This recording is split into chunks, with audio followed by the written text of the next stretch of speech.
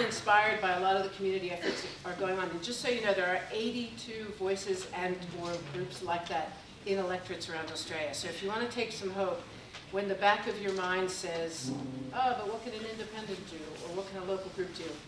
82 groups can do a lot. So, you know, if 5 or 8 of those are successful in pushing hard, there's a chance we can really have an impact. So I'd like to turn over to Osher, our wonderful MC for the evening. Osher has kindly volunteered to help us as MC tonight. He's going to run the show and take questions at the end. The format's pretty much like every other event you've been to, nothing special.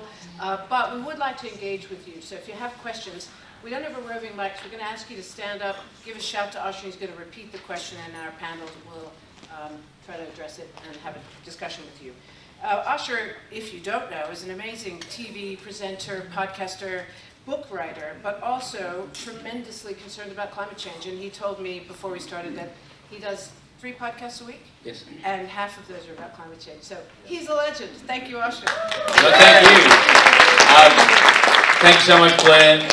Thanks heaps. Yes, and now the microphone repositioning.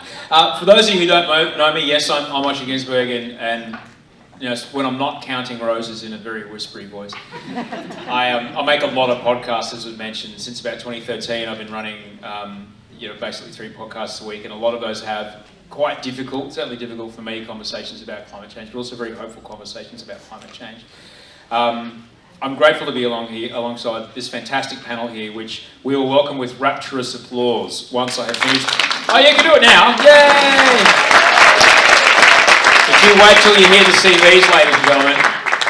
To my right, Nicki Hutley is an independent economist. She's also a keynote speaker.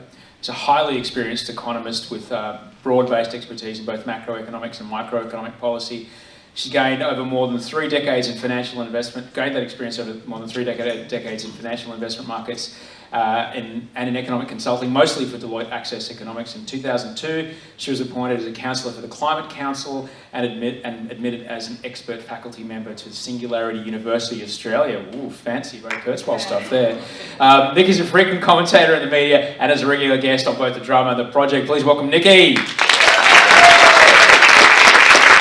And to her right, Dr. John Hewson, currently a professor in the Crawford School of Public Policy at ANU, an adjunct professor at Griffith University. He's worked for the Australian Treasury, Census and Statistics, the IMF, the Reserve Bank, the UN, the ADB. He was a founder of the Macquarie Bank, chairman of ABN AMRO Australia, and is chair, Business Council for Sustainable Development Australia, Bioenergy Australia, and the Commission for the Human Future, and a patron of the Smart Energy Council and the Ocean Nourishment Foundation. On top of this, he has served as advisor, chief of staff to 2 federal treasurers and prime ministers, and as the leader of the Liberal Party and of the federal coalition in opposition, Dr. John Hewson, ladies and gentlemen. And hopefully, if she starts her video, Judy Slatyer has spent the last 12 years of her life. Kath, you might have to come up and start her video so she's on the screen. Oh, it is there? Is she there? Not quite yet. She's on the way. She spent the last 12 years of her life working with organisations which had climate change as their #1 global priority. Firstly, as the global COO of the Worldwide Fund for Nature, and more recently as the CEO of the Australian Red Cross, where the humanitarian impact of climate change was evident and everywhere. Heat waves, droughts, fires, floods, cyclones here and across the world. Judy's focus is on how communities can and need to adapt given the currently forecast overshoot of 2 degrees of warming this century. She's also focused on the critical importance of decarbonising our economies and reducing existing carbon in the atmosphere. Ladies and gentlemen, would you please welcome all of our panel. So here's how we're going to do this. Each of our panel will have some opening comments. We'll take them one at a time. Then we'll have a bit of a round of a moderated discussion up here, and then a Q&A from you. So have you think about your questions now. Like I said, we don't have a roving microphone. So if you go into a really excellent premise for your question that's 5 minutes long, I won't remember it because I need to repeat it for the webcast. So if you make your question short and sharp, we'll be able to get it done, okay? To open the batting, ladies and gentlemen, Dr. John Hewson. Thanks very much. It's a pleasure to be here, to be back here, in fact. I spent nearly 8 years as a member for Wentworth and left just before I was due for a pension, which most people think was a pretty stupid decision. Let me begin by paying my respects to the first Australians and their leaders, past, present and emerging, and just make a personal comment that it's been about 250 years since we dealt with that issue. It's about time we gave the first Australians proper recognition in the Constitution, a voice to Parliament. We did something serious about Indigenous disadvantage. We can't let it slide any longer. We're talking a lot tonight about transforming the economic and social systems. Well, that's still the most pressing challenge that both sides of politics seem happy to duck. Another issue they try to duck consistently is climate change. And today we have a bit of a race to the bottom because neither side wants to stand for anything in relation to climate. And we're seeing some of the worst decisions you can ever imagine. And I don't understand the politics of it, okay? You've got in the audience here Karen Phelps. Prove the point. You run substantially on climate change, you can win a safe Liberal seat. I remember when the by-election was called, I had an argument with Anthony Green that it could go to an independent seat. And he said, no, there's a 17.5% swing required. Well, the answer to Karen's success was she only won by 1,800 votes, on top of a 17.5% swing. You know, it proved the point that people are concerned about that issue in this seat, and I think they're universally concerned about it in a lot of seats around Australia. And the political judgments that are being made about the politics of it, whether we should support another coal-fired power station or another new gas-fired power station in the Hunter Valley or whatever, is totally misguided in my view, and obviously compromising the future of our children and our grandchildren because of the sort of decisions they're taking. They're pushing this issue down the road, and we're at a point now where we are beyond an inflection point, I think, in terms of responding to climate. If you look at the hard data, there isn't a country in the world or a set of authorities in the world that have yet accepted the magnitude and the urgency of the climate challenge. And as John Kerry, Biden's climate envoy, said recently in Europe, even if the Paris commitments are met by the 195 nations that accepted, that had signed that agreement, we'd still end up with 3.7 degree warming. And that is devastating in terms of its consequences for the planet.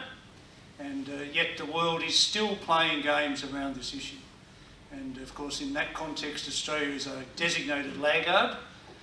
We come near bottom or bottom in all the surveys of sustainability and climate response, which should be a national embarrassment to everyone, given the resources that we have in this country. We have some of the best wind and solar assets in the world, but we also got the minerals that are associated with a successful development of those assets, whether it's graphite or lithium, or for lithium-ion batteries, or cobalt or copper or whatever. We are unusually endowed. We have every opportunity really to turn the circumstances around to our national advantage, and we can be an exporter of power, we can be an exporter of technology, and these opportunities are being lost. Now, I feel this particularly because back in the late 80s, when I got engaged in this issue, the opposition, we went to the election in '93, for example, calling for a 20% cut in emissions by the year 2000 off a 1990 base.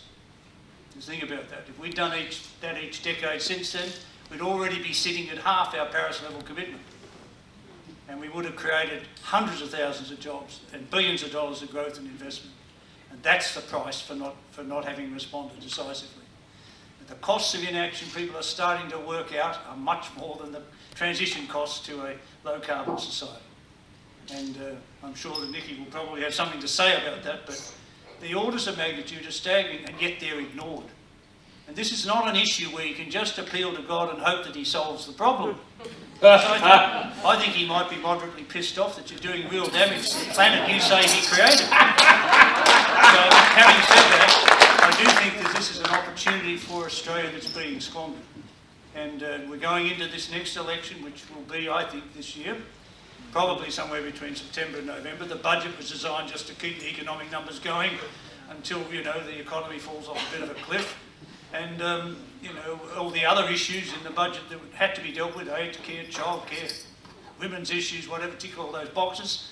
But basically, it was not visionary at all. The vision extended to the election. Beyond that, there's nothing.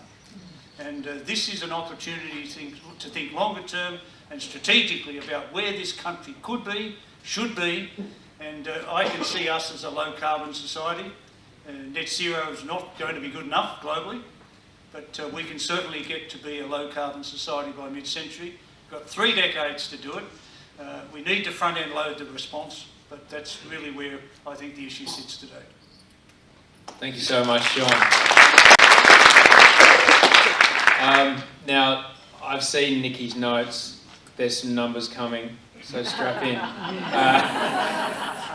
Nicki Hutley, ladies and gentlemen.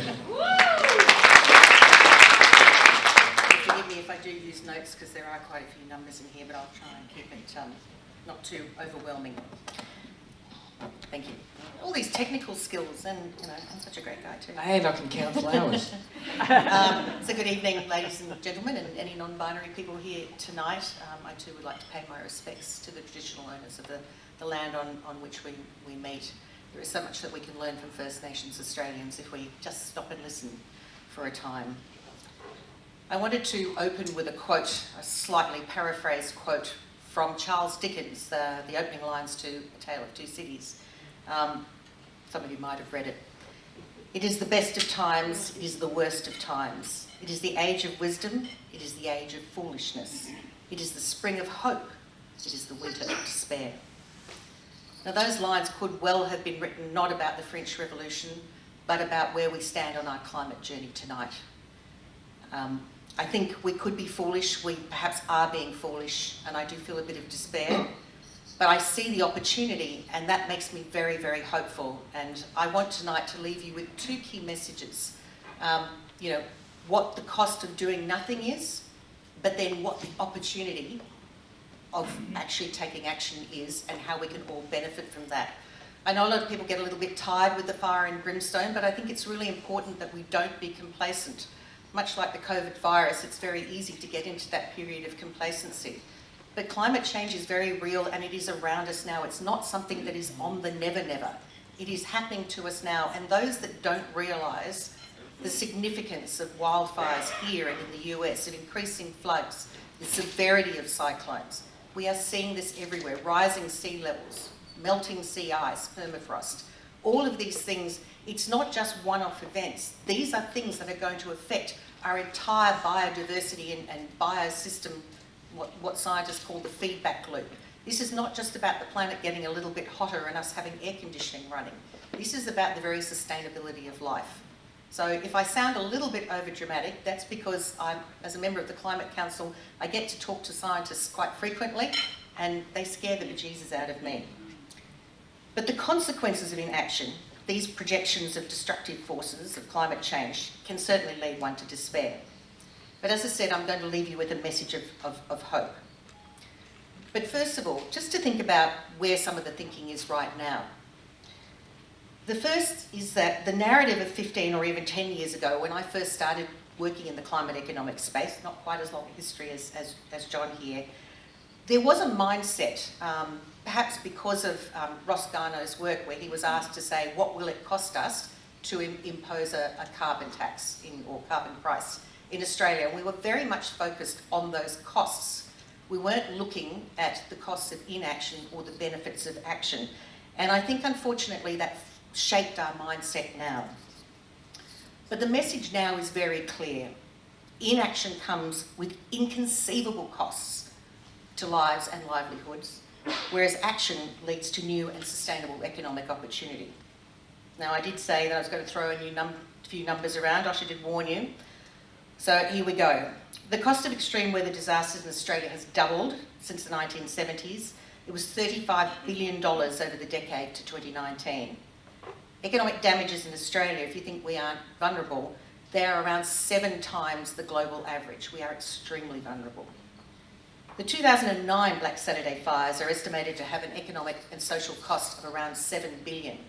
The Black Summer fires that we just had are expected to, or estimated to have had, around 15 times that impact. It's very, very real. And the health costs associated with climate are just starting to be counted. In 2011, the Sydney heatwave saw a 14% rise in ambulance call-outs and a 13% increase in excess deaths, so that deaths that couldn't be explained by what you'd expect to see in the normal course of events. And in the US, a paper's just been published this last week that says the annual health cost, just in the US alone, of climate change or climate impacts is around 1 trillion Australian dollars every year. That's, almost half the size of our entire economy. The latest research from Melbourne Uni and the ANU suggests that within a couple of decades, we could be facing impacts of around $100 billion a year. Now, these are very large numbers, but to put that in context, that's like having a COVID-sized shock that we saw last year, each and every year.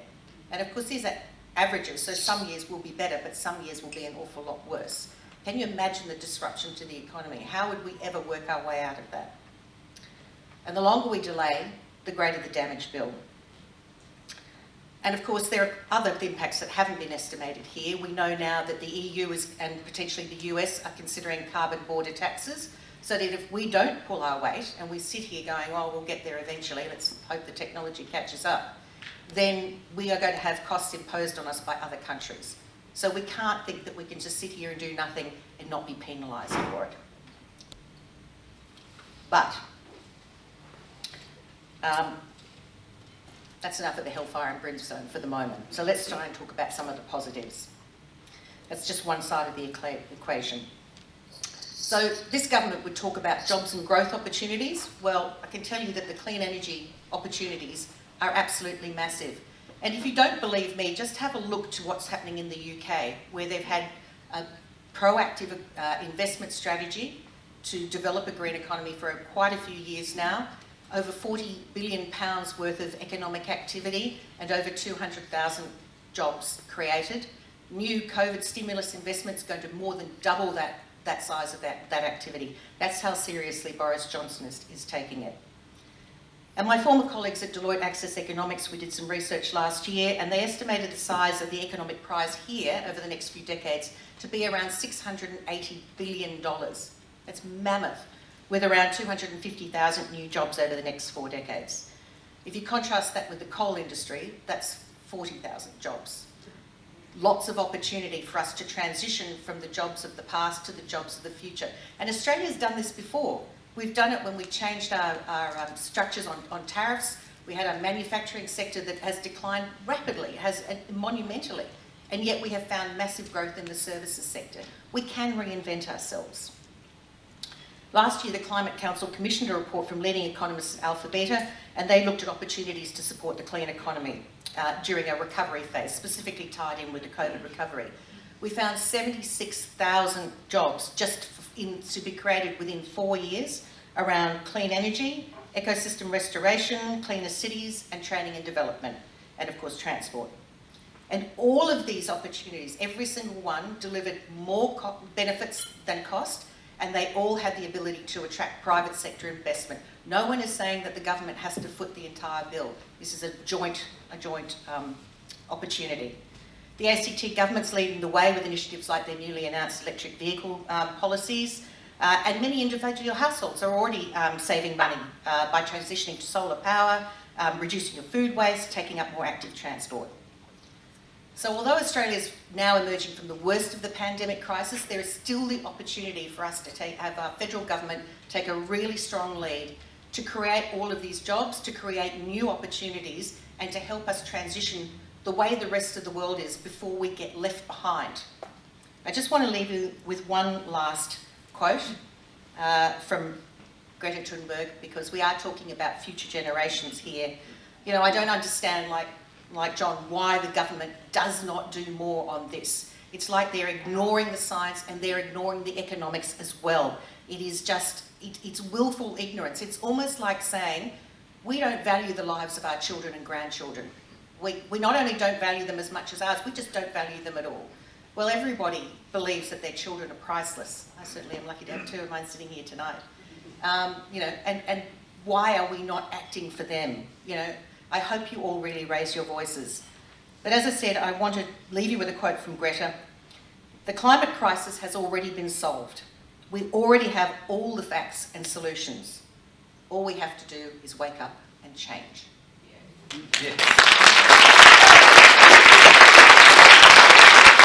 Everyone's new favourite panellist, Nicki Hutley, ladies and gentlemen.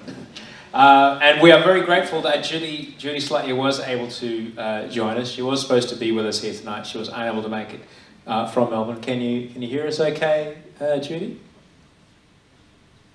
Or can we hear you? I hope the sound works okay. Is it working? You are perfect. I'm so Oh, grateful great. you're here. Okay, Judy, take it away. Great. I'm having a bit of trouble hearing you guys, but I did hear quite a bit of passion in those last two presentations. So I look forward to following on. We had a bit of a chat about what each of us should talk about last week, and we agreed that it's probably best that I bring a new angle in around our neighbours and the Pacific, or the Asia Pacific more broadly, and the implications for those nations of climate change, and what does that mean for us to be a good neighbour in terms of government policy and government approaches and relationships. As you're very well aware, and I'll focus in on the Pacific initially, that our neighbours are very important to us in the Pacific. They are incredibly important in terms of relationships, in terms of labour linkages, in terms of culture, the whole of the Pacific area, increasingly in terms of security and relations around those sorts of issues. But sometimes I do wonder whether we are taking seriously enough the risks and issues that they face from climate change. I remember a few years ago, Cyclone Winston hit the area, one of the largest storms to hit landfall, and very much building on what we were saying before around the increasing intensity and frequency of disasters. It had a dramatic impact on a population or populations across a number of Pacific Islands who were already recovering from previous cyclones. They had experienced drought, they had experienced water security issues, water inundation, health issues with the rise of malaria and dengue fever, many of these connected to climate change. Vanuatu in particular, when you look at what they're doing on trying to build an adaptation or mitigation strategy as it relates to climate change, it is all about the core elements that are very important to us. It's about agriculture industries, it's about health, it's about community migration, it's about water inundation, flooding and droughts. And who would have thought that some of our Pacific nations would be tackling the issue of drought, given where they're located. Equally though, our Pacific neighbours and others are incredibly resilient and very strong, and I'm sure many of us cast our mind back to the leaders of one of the Pacific Island nations who spoke in Denmark, I think it was, at the COP meeting, the Conference of the Parties meeting on climate change, basically challenging the US that if you won't lead, get out of the way and let us lead. And so we are also surrounded by empowered and assertive great ocean states, and ones that we can learn from. But equally, when we look at the relationship that we have developed with them as a nation, it is one of declining aid, with obviously the exception of COVID, where there's actually been a really good and positive response. But a declining aid budget that is almost going in the opposite direction of what a fair and just transition would be for our neighbours, let alone similar communities that exist in Australia, in the Torres Strait Islanders, in Northern Australia. And this concept of a fair and just transition is one of the key elements coming up in COP26 in Scotland, which is how do we ensure as a world that, assuming there is the commitment to get below 3 degrees, which is a very scary figure from John Hewson, or 3.7, I think it was. How do we ensure that our voices are heard in what we expect of our government position, or our government's and opposition positions, in the lead up to these very important discussions in Scotland in November? What do we think it is to support neighbours through transitions in the way that they will be going through? What do we think it looks like in terms of a just and fair transition for all impacted by climate change? What do we think it means in terms of migration or climate refugees? And of course, we had our very own climate refugees during the Black Summer fires. And what does it mean in terms of support for women and children who are really significantly hit by increasing intensity and frequency of disasters, food security, water security? What are the sorts of themes that are important to us, important to you, as those who build a vibrant democracy in Wentworth? What do those issues mean to you, and how will you bring your voices to what's important in the lead up to COP26? Because it is actually a really critical meeting. There's not a lot of discussion about it at the moment, but last night I had the privilege of listening to Alok Sharma, who's the president of COP26, and Nigel Topping, who is one of the lead sort of supporters or enablers of preparing for it. And the concepts of a fair and just transition are really critical, but equally, as you've just heard, the concepts of finding the opportunity in climate change, finding the jobs, finding the regional development, finding the opportunities to transform whole sectors, and what does that mean for countries? And I just believe these are really important matters for us to have very strong voices on, and to be demanding more from our representatives about what they believe these transitions should look like, how they believe Australia and our neighbours in the Pacific can turn it into competitive advantage as nations. As I think about communities, though, I do think about the impact of communities, not just obviously in our neighbouring states, but also in Australia. Prior to COVID, I was in Narrandera with a community group there, and it was like they were going through a massive cycle of fear and hope. Fear that they were building actually the largest solar power farm in the Southern Hemisphere in the region, but fear that the drought was impacting their all-important rice crops on which so many depended. And I really got through those 2 days, this cycle of fear and hope.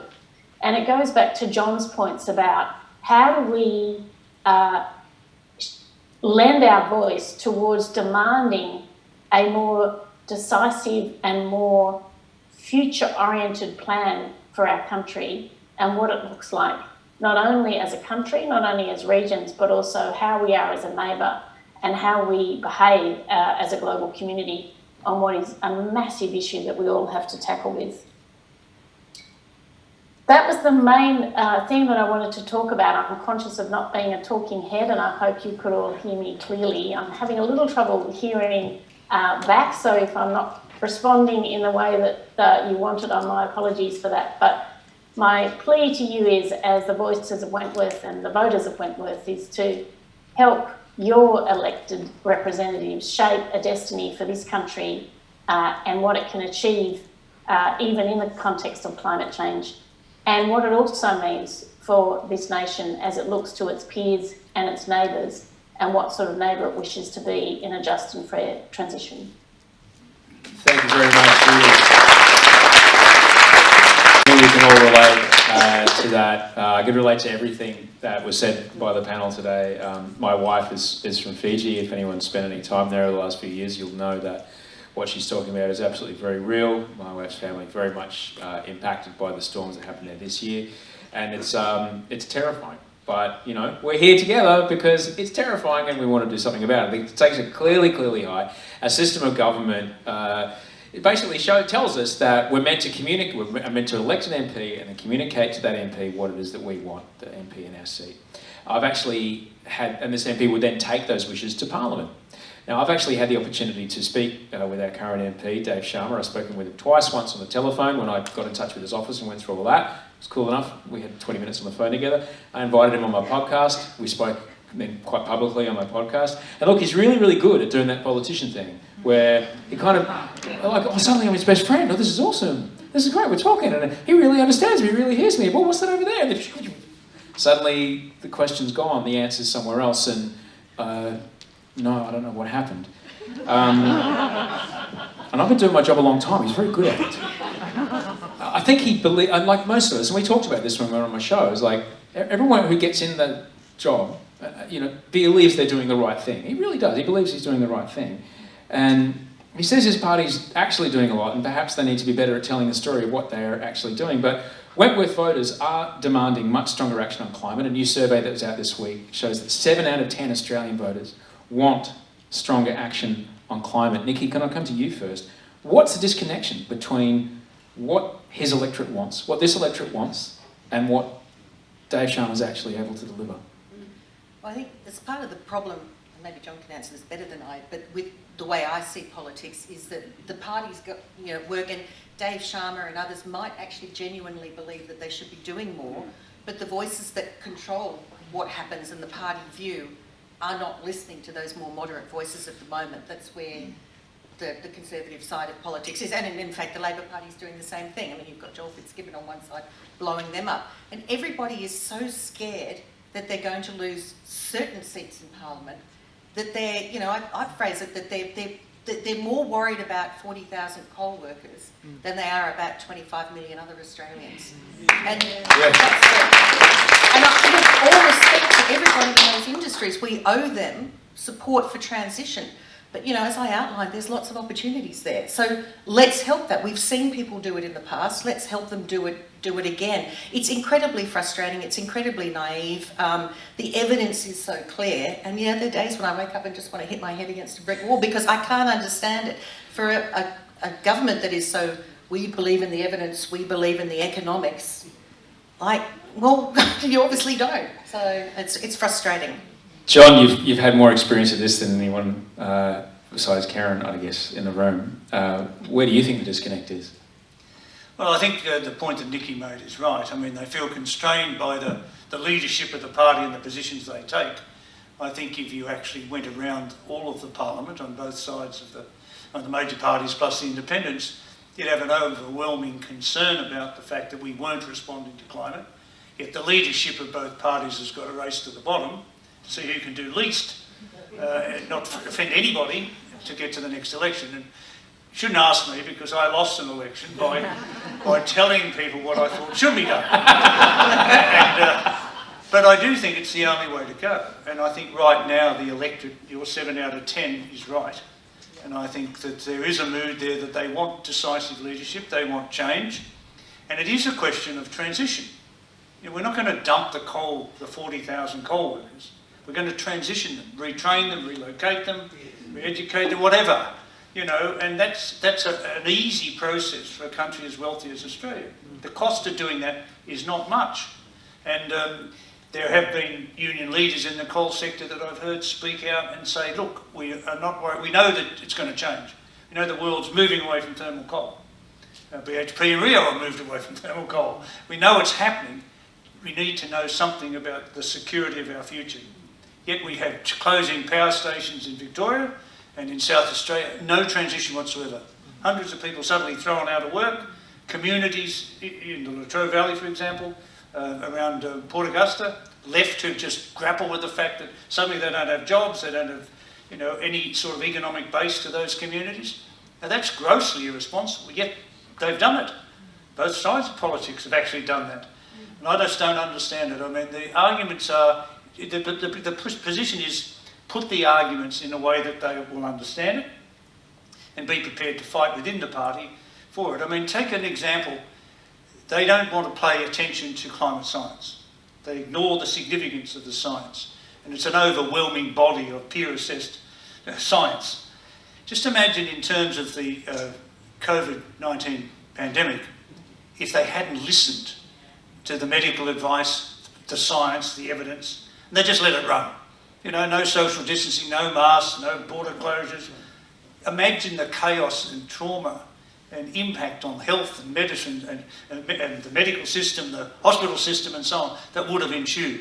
Well, if you can pay attention to that fairly fragmentary, rudimentary science drawing very little evidence since 1918 Spanish flu, climate science is overwhelmingly significant.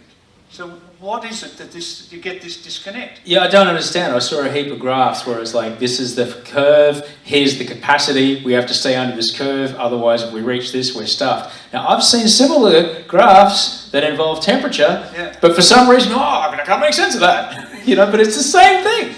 Now, if you want to pay attention to the science, you would have acted 10 or 15, 20 years ago. Yeah. And the big thing that I felt, I mentioned what we took as a position in the late 80s, early 90s in terms of cutting emissions, but we had pretty much unanimous party room support, Liberal and National. And look at them today. You know, they've lost 3 decades playing stupid games among themselves, scoring points on each other, shifting blame to the other side, and we're just going backwards. Now, the ALP went to the last election with some climate strategy, you know, with some targets, with some commitments to electric vehicles and transition. And today they don't want to do any of that. You know, they've moved back from where they were, consistent with the government. We'll get to your questions at the end, guys, I promise. I just wanted to get to Judy here. Judy, if you can unmute yourself, I'm going to ask you a question here. We're talking about communicating with your local MP and trying to enthuse your local MP into action. In your experience, what's worked? What's worked for you when communicating with people in Parliament and then getting them to act? I'm really sorry, but I can't hear you. Is there any way you could move over closer to John or something? Because I can hear John quite well. I'll come and whisper to you. How about now? You got me? Yes, much better. Thank you. Well, hi. We're just talking about speaking with your local MP and getting your local MP on side and hoping that they will take what you feel strongly about to Parliament. In your experience, what's worked for you in communicating to your local MP and getting action? So one of the best examples I've seen actually was the electorate of Indy, but of course that meant the member for Indy was bringing a completely different approach to how she engaged her electorate. So she had very engaged electorate in discussions leading up to the parliamentary sessions. She had volunteers who came with her into Parliament. They would attend a lot of the information sessions. For example, we were giving a briefing on the Black Summer Fires, and many volunteers from her electorate attended. So it was a really engaged process and very much about a two-way exchange of information. Now, I think that is an outlier, even though if we could have all of our government members engaging their electorates and involving their electorates that way, it would be better, because it leads to a real two-way exchange, an ongoing exchange, and one where there's mutual respect and recognition of each other's views.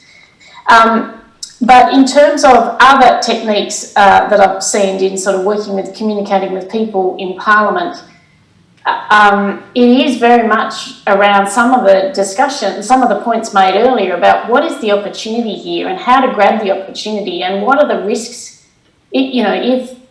How do we help the 40,000 coal miners find alternative work? How do we get very pragmatic and practical about what is the transition, what it involves, what the opportunities are, and how to actually mitigate and manage the risks or the pain points that emerge. The challenge, I think, at the moment is that there's very little communication. There's very little real, genuine engagement. There's very little real desire to hear alternative voices, I think, and very little willingness to engage all members across the Parliament and to really think through what is the solution here for such a monumental shift and transformation that we have to make. So I think it's a mix of culture that's causing our problems at the moment and a desire not to hear too many voices, with the fact that community voices have really been stifled in the current approach that we have to our democracy. Thank you so much. Voices of Wentworth actually did reach out to Dave Sharma, asked him to be here tonight. However, he said he was busy. He's doing Q&A with Hamish, who's far more handsome than me. But I certainly hope that Hamish asks him that if he is dedicated to meaningful action on climate change, why his voting record looks the same as Craig Kelly's, which is nothing.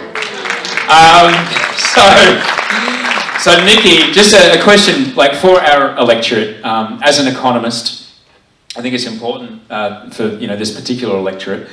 We've seen the impacts of managed retreat strategies being tabled by local governments around the country. Basically, like, how do we deal with the sea that's keep coming in? We've seen what's happened in Byron Bay. We've seen what's happened particularly in Noosa, where they're challenging the council's position at the moment. Elsewhere around the country, where homeowners have straight up changed the numbers on sea level rise projections to protect the values of their property, like physics is going to ignore the fact that they want a nice retirement. This is the most densely populated electorate in the country, the most valuable real estate in the country, and we are very, very close to the water. Without a plan as to how we're going to manage this, what's at risk for people's retirement, the ability to pass their wealth on to their kids, if we don't start planning now?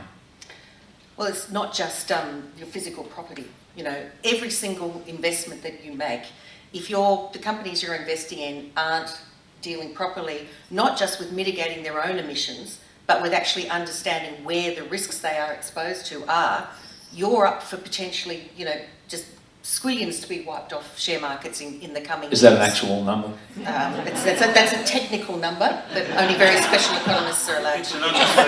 understatement. Slightly less than gazillions. But, you know, so we have things now like the task force on climate-related financial risk. We have, you know, APRA now saying to companies in Australia, you have to start taking account of what the risks are. We've had companies being taken to court now because they aren't protecting their shareholders against the risks that they are exposing them to. So if you think about, you know, I mean, we can all understand the physical risk of bushfires or of sea inundation, but think about companies that you invest in where, much like a COVID shock, if you think about the start of last year, economies couldn't run because people were locked away. If you looked at anyone with a property portfolio that invested in a real estate industry trust, the prices just went smashed down because everyone went, well, no one can pay the rent. This is the sort of disruption to economies. You know, we saw what happened in parts of Australia with the bushfires. You know, the economies just shut down. This is exactly what we're going to do. And this is what a lot of climate economists are modelling. Those are the sorts of numbers that I'm talking about, you know, the $100 billion a year climate, you know, COVID type shocks that are coming. These affect every part of our retirement. But, you know, I mean, I'm probably, you know, being a little bit hyperbolic here, but, you know, we're worried about aged care and our retirement. But if the planet goes, if we don't act and the planet goes beyond 2 degrees, if you have a look, go and look at some of the statistics of what the implications of that are. You know, it's absolutely horrendous. And as I said before, it's no longer on the never. The really big divergence in those outcomes starts within the next decade. And we literally, you know, work we've just published at the Climate Council is showing that we need to, 2050 is no longer you know, good enough. We actually need to act sooner than that. 2050 is like the last hurrah. And you're starting to see the language in lots of different international agencies and economies understanding that and saying it's no longer even enough to say net zero by 2050. By the time ScoMo gets there, we'll have gone way past that. We need to have what are we doing by 2030, and that's why COP26 is so important, because it will start to have those pathways. So every single one of us, even if you know, not thinking about today, think about your retirement income, think about your kids' livelihood, because this is very real. If you happen to be an ex-Prime Minister with a house at Potts Point there, think about what your home insurance might look like. Right. It's a big house. Well, you're possibly not going to even be able to get insurance. Well, that's the thing. Yeah. We got a question submitted by Aaliyah, one of the local school strikers for climate. Today, and this is actually, if you haven't heard the news, it's pretty incredible. The federal court decided today that the Australian government has a duty of care to prevent children from suffering future harm as a result of government decisions to approve coal mines. It's just incredible. And that duty of care may be breached. That duty of care may be breached if the Environment Minister fails to put conditions on approvals to mitigate climate risk. Now, the obvious condition is to impose is a carbon offset, but now the door has been opened to claim damages for the impacts of climate change, given that duty of care has been established. John, what's the impact that this might have on the economic viability of new coal and gas approval applications? I've been waiting for this sort of court case for some time. We've been predicting that it would happen. In fact, in Europe there has been a case against a government for failing to have the duty of care in relation to climate. And you can think about how good we are in this country at class actions. the potential, because it's easier in this country than a lot of other countries to run a class action, the potential for that sort of action is very real. And that maybe that's what it takes to get the government to respond. And it's not just a question then of what conditions you put on a particular project. I mean, the easy solution is don't do the project. You know, I had an approach last week from companies in relation to Adani and the train line that's being developed. And the construction company can't get insurance. And they asked whether we would support the government giving them that insurance. You know, pigs might fly. There's no way you should even contemplate that. They have made a commercial decision. They knew the risks in relation to that project. And, you know, it's always been a marginal project anyway. Now they're starting to see the cutting edge of that, and the consequences of that. And there's no way the government should pick that up. Although there's an inclination, say, in the National Party to pick it up. You know, and this is where we've just got to start making a stand on some of the smaller elements associated with the duty of care. There's the big question sitting out there. Quite a few years ago, we got worried about the fact that governments weren't going to make a lot of these decisions, dithering about putting prices on carbon or mandating something or whatever. So we started an asset owners disclosure project to look at the big investors of the world and where they invested their money, on the grounds that the trustee of a pension fund, for example, has a fiduciary responsibility to worry about the longer term climate risk when they're investing the money of some worker whose return has to be maximised over their working life. And we started to see some fiduciary responsibility cases on individual directors. And that's now gone a long way. It's now pretty clearly established that they do carry that risk. It's the same thinking at that level, company by company, as it is on the duty of care case you mentioned. And if you think of the big oil companies and the evidence that's coming out, that they knew the consequences of the climate impact consequences of what they were doing several decades ago. It's a rerun of the old smokers debate about how the smoking companies knew that there was a link with cancer, but they buried it and misrepresented it and denied it and so on. I think that momentum in the legal sense is getting quite significant. And you'll get duty of care cases, you'll get fiduciary duty cases, you'll get a whole host of other cases that will come simply because they've ducked a responsibility that they clearly have. You know, and it's not a big call to say you are failing in your responsibility to the Australian people. It's quite terrifying to understand. I think it was Exxon I can't remember, or Chevron, I think, that in the 80s predicted 2020 410 parts per million, and they were bang on. And that's terrifying that they knew, and they continued. There's heaps of hands coming up in the audience. So you were first, so please kick off. Tell us who you are. It's not really Okay, sure. No, person in the second row. Just a comment on government. A comment or a question? We're here for questions. I want a question. I've got a serious question. But the only way I can figure out the disconnect that we're all experiencing is that the current government that we have isn't in government to govern. It's there to dismantle government. That's the only way I can make sense of it. But my question is about imputing value. Imputing the value of the environment before it's touched. Are there any methods being worked out how to do that? Because once you impute the value that actually means something in the environment, the cost-benefit analysis changes completely. And the viability of things like a coal mine that's about to be funded by government, that's ostensibly a commercial development.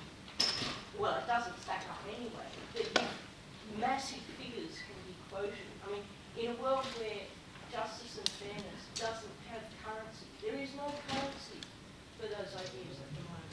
Yep. Money talks, and the value of the environment, if we can actually put a number on it, would it mean anything? Would it fit? Would it make any difference? So the question was for the people watching on the live stream, if we could impute value into the environment before it is touched, rather than this thing's worth nothing until we develop it. Oh, hang on, no, this thing's worth something, and then that's the question. If we put imputed value on the environment, the untouched environment, would that make a difference? And then you've got to pay that value before you do anything. And would it make a difference if you needed to pay that value before you did anything? So yes, we've been valuing the environment for decades. In fact, there was a biodiversity banking scheme set up by the New South Wales government at least 20 years ago, I think now, which basically was saying if you were developing in a certain area and you're going to remove certain types of species or impact species or flora and fauna, then you had to go and buy certificates to have offsets elsewhere, and that was going to cost you to do that in much the same way that carbon offset does today. But bigger issues of biodiversity, so we know there is a price that you can impute on the carbon that you emit from any of those things, and that varies anywhere from several $100s a tonne to the current €50 a tonne from the European trading system, or even less than that in a couple of the American ones. But it's very hard to say what are the value of bees. There's just been a review about probably 4 weeks ago, the Desgupta review from Oxford University, which is actually for the first time trying to get a methodology for us to better be able to value those things. But the problem with a lot of these, if you talk about a coal mine, a lot of the time the cost-benefit analysis that's being done is not including even the values that we do know, let alone the ones that we don't know. But look, lots of economies are trying to, Jacinda Ardern is trying to implement environmental accounts, because we know that GDP is a very narrow measure of an economy's or the country's well-being. There are many other things that measures we can add to that. But in short answer, yes, there are values. We're not developed them as much as we'd like, but we could be doing a lot more. That's a great idea. Sir, second row. My name is Barry Dubois. I'm a 60-year-old man with 8-year-old twins. It's an interesting position to be in. They're my first children. It took me nearly 20 years to have them. I also have cancer that's incurable. I've been someone who's believed in doing the best for his country and his family his whole life, and I have a limited time span to do that. So I want to pose a question to Dr. Hewson, is this. I think half of our problem, or a big part of our problem, is that Australia is such a resource-rich country. But very few people have control of the resource. And whilst if you asked everybody in Parliament if they believe in climate change, they all have hearts and have blood that pump through those hearts, they would all agree, it's common sense, climate change is affecting us, it is going to affect us. I believe that a culture of independence in government is a more healthy democracy. So I ask this question, the the parties that are running our country are controlling governance at the moment, they don't have blood running through a party vein to a human heart. Independents do. The lifeblood of a party is a lobbyist dollar. The lobbyist dollar is mostly funded by the resources gained by few that this whole country owns. I mean, a study I saw... It's a long question, Barry. How does an independent that has a lifeblood for a real heart and real meaning and real feeling, how do we combat the amount of money that those lobbyists have? How does independence go anywhere near the money that is pumped into the two major parties? You say a race to the bottom. It's a race to keep those dollars pumping into their, I don't mean their accounts, but that's a lobbyist dollar is, and it's a huge amount, it's $1 billion industry in this country. But independents don't have that power. How do, as I believe most of the people in this room believe in a culture of independence, or more independence in governance, how do we combat that lack of resource? I'm going to try and sum that up real quick, Baz. Well, just for the people watching at home. Barry Dubois asked a question about the lobbyist dollar in this country is incredibly powerful. How can an independent member of parliament, let's say the federal parliament in this case, possibly combat that party dollar that is a bottomless well of resource if they ever hope to get elected? And has no heart. And has no heart attached to it. yeah, look, there's no doubt that this government governs for its mates. And you see, why would you want to build a new gas-fired power station in Hunter when there's all their technical advisors in AEMO and National Security Board and so on are all telling them there's no market for it. No bank will finance it, no insurer will insure it, but the government will pay for it to the benefit of their mates in the gas sector. The way to deal with that is to get more independence. And I think you're very close to a position, where where you could have a majority of independents in the lower house and the upper house. And if they had a loose umbrella alliance, if you like, on the big issues, take a strong position on climate, take a strong position on integrity in government or whatever, and they sat there with that balance of power, they could say to either party, whoever's in government, unless you're doing good government, unless you're actually legislating in the national interest, we won't support it, so don't bother putting it up. And we're very close to that sort of circumstance right now. And I think you mentioned before the number of independents that are looking at running in a significant number of seats, Labor and Liberal seats, right around the country. I think there's a mood to say, look, if they had enough power, they would actually make a difference, and you're very close to it. And look at what Karen was able to do with the Medivac legislation. Look what Indi's done with, what the member for Indi, Cathy McGowan, and now her replacement, Hayne. Look at what Zali Steggall's been able to do. They've got profile on key issues already. You don't need too much more in terms of numbers for that to have a very big impact. And the complacency of the two major parties that are becoming less and less relevant to the broader communities in which their representatives work. I mean, for a shaman not to turn up to a function like this, to me, is a massive insult. That's your job. You've got to have a damn good reason not to be here. And I think that when you see that repeated seat after seat, the Voices movement will have a big impact at the next election, in my view.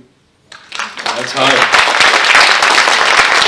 In the fourth row, in the brown jacket, yes. My name is Andy Marks, and I've got a question to all the panellists, and is if tomorrow you could do anything to force the change required in the spheres of government policy, financial, business or regulation, what are the one or two things you would do? Andy would like to know if tomorrow you could do one thing or two things to force the change required, what is it would you do? This is for all of our panellists. Judy, did you hear that one? Yeah, you did? All right, Judy, kick us off. Right, great question. Actually, I'm just going to go back to the previous conversation.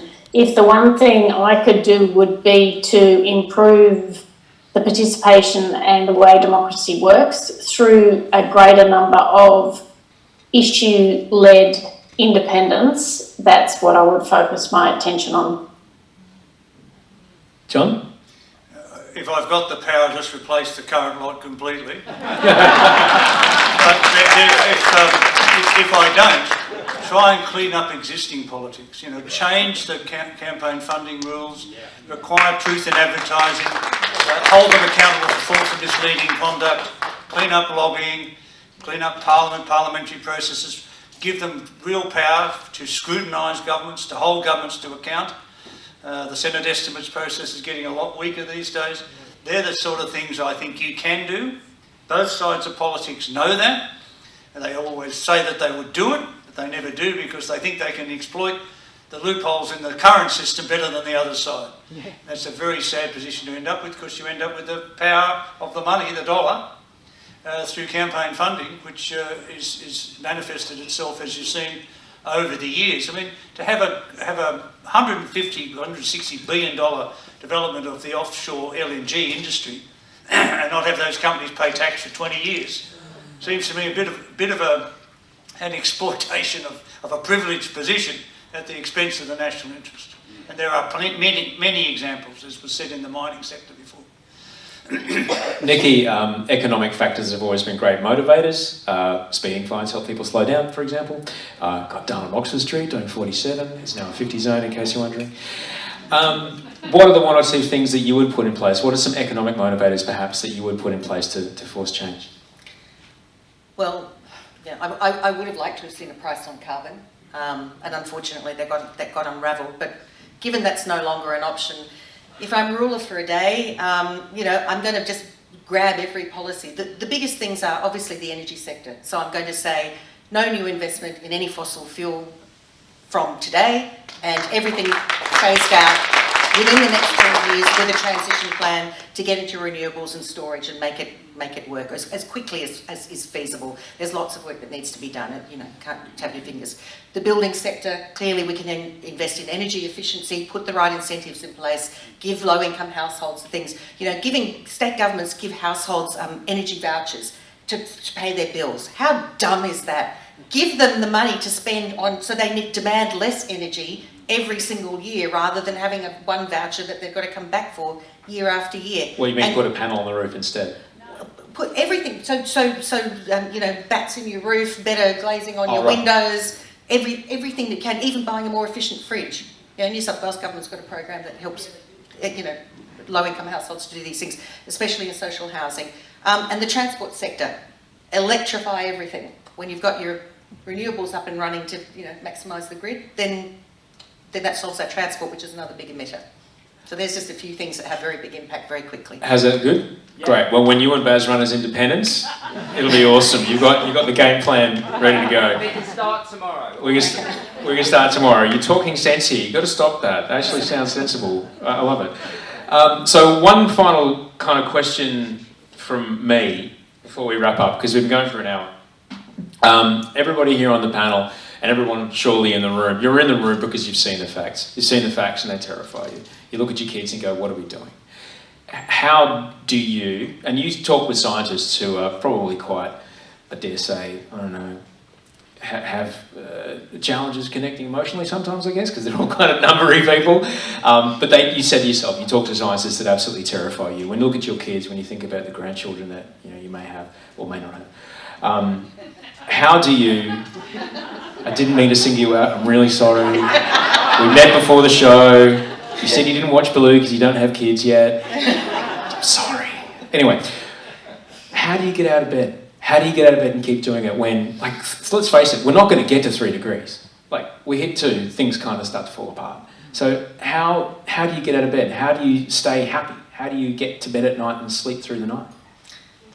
So I'm an optimist by natural disposition, and so there are times when I do really feel quite despairing, and I have to, you know, have a conversation with my kids who make me feel good, or play with my cat who also makes me feel good.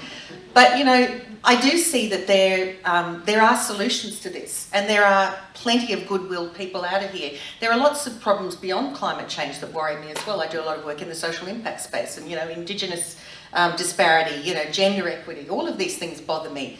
But I'm lucky enough to have had a job for the last however many years working in the policy development space. And I know that even if it's day by day doing the tiniest things, that hopefully I'm making some sort of positive difference. And if every individual makes the choices to make just a tiny little bit of positive difference, then together we can make an enormous difference, I guess. Great guidance there. John, what about you? Well, I'll just tell one story. I'm a bit older than you, Mr. Dwyer, but and I have a 10-year-old, she was 9 at the time, and one 15. And they went to student strike a couple of years ago, 18 months ago, pre-COVID. And my wife and I were in Fiji, as it happened, and they were insistent on going, just ducking out of school, and they made their own posters. So the 9-year-old made the poster, "It's my future." And the other one, the 16-year-old, 15-year-old, said, "Denial is not a policy." Now, there was no tutoring in the family at all for that, which I thought was fantastic. And that's why you get out of bed, because you can make a difference to them. I've spent my working life, 50 years at least, as an economist, believing in evidence-based policy. And ultimately, one day we'll have a win. But it is worth fighting for what you know to be right, and not stopping, not giving up. Eventually, I think, you know, maybe not this government, but governments will see the light, and then suddenly they'll rush. And there's a lot of international pressure now that's come from Biden and Kerry and Johnson and others, which I think by the time you get to COP26 may have changed a lot of thinking around the world. And certainly you're getting a lot more substantive commitments. But, you know, there isn't a government in the world yet that has actually recognised the magnitude and urgency of the climate challenge. But when all the financing requirement to do that. But when you, who knows all the facts, when you look at the kids, you look at your kids and you think about the world that they're going to grow up old in, how do you manage to be okay and get through the day and ask them about their day? You know, not despair. You've just tried as best you can. I think my generation probably feels that we failed, in the sense that, in very simplistic ways, set out to make the life for our children a lot easier than it was for us. And you know, come out of the early post-war period, so that was a more difficult and challenging period. And when I look at the realistic possibilities for them to have a life, you know, it's harder to buy a home, it costs a lot more to get an education, and you've got the legacy of huge debt now, you've got the legacy of huge climate, and other issues that are just being kicked down the road, Indigenous recognition, whatever. I mean, we've left them with all the challenges. You know, the baby boomers have done okay compared to what's left for them. But you want to do what you can to sort of make it less than it's otherwise going to be, I think. And I'll finish here with you, Judy, because I know working in, you know, certainly with the Red Cross and working in disaster relief and working in areas of extraordinary suffering, you must be haunted by some of the things you've seen, and it must be tough to get the call up and go out into the field again. How do you get through every day to face things like this? It's a really good question, and the emotional roller coaster and resilience, emotional resilience is just so important. You know, watching the Red Cross team support the families of the Christchurch massacre by calling them to tell them what had happened and then accompanying them to New Zealand, and just watching their strength of character and unbelievable humanitarian souls always gives me great resilience. If they can do it, I can do it. I think what gives me hope is a mixture of Greta Thunberg and all the kids striking and starting to demand their future and take control of their destiny, combined with, you know, last night Exxon's board got attacked or taken over by shareholder activists. Shell was told by the courts to get out of fossil fuels by a certain date, and of course the earlier court case we heard. So I think there is incredible pressure growing internationally. If the EU puts a tariff on carbon, or products with carbon, that will be significant. And I'm just hoping that through these two pressures of kids demanding the future they want and international markets and investors bringing pressure, that we as a country will figure out how to get through this and actually take the opportunity that's in front of us. But whenever I feel really down, I think of the amazing Red Cross humanitarian workers and volunteers and how they get through really tough issues, and I get my strength from them. Would you please thank our incredible panel? I'm so grateful to be here in this room with you. We are all in this together. Let's keep going, let's not stop. I'll hand you back on the mic to Blair Polisi. Ladies and gentlemen, Blair. Thank you everyone for coming. Huge, incredible energy in this room. And I honestly think if all of us decided that this is election, we're going to get involved and we're going to make a difference, we can do it. We can do it in Wentworth, and I think we can do it in dozens of other electorates. And we should support each other in doing that. So join us if you would. Get a t-shirt. Hopefully our speakers can stick around a bit, and certainly all of the Wentworth team out at the bar. So have a drink, ask your question. I'm sorry we didn't get to all the questions. But I wanted to say thank you for coming and making the time and giving a damn. The mention of the 3 court cases, the 3 corporate oil actions, today is a landmark issue. You cannot underestimate when the Wall Street Journal prints that they got their asses kicked. Quite frankly, big oil today got kicked so hard that they simply won't be coming back. Coal has already been hit. Gas is waiting in the wings. So, you know, the momentum is there. Take heart, because that plus today's court case is really exciting. The IAEA report, to shift the IEA is, you know, you wouldn't have thought, honestly, 3 weeks ago, you wouldn't have thought it possible. It's monumental change. So our job now is to get behind it and push really hard and make it happen faster in Australia. So thank you for coming. I just want to hand t-shirts to my lovely team here. Judy, you get yours in the mail. And say thank you to all of you and look forward to buying you a beer at the bar. Thanks.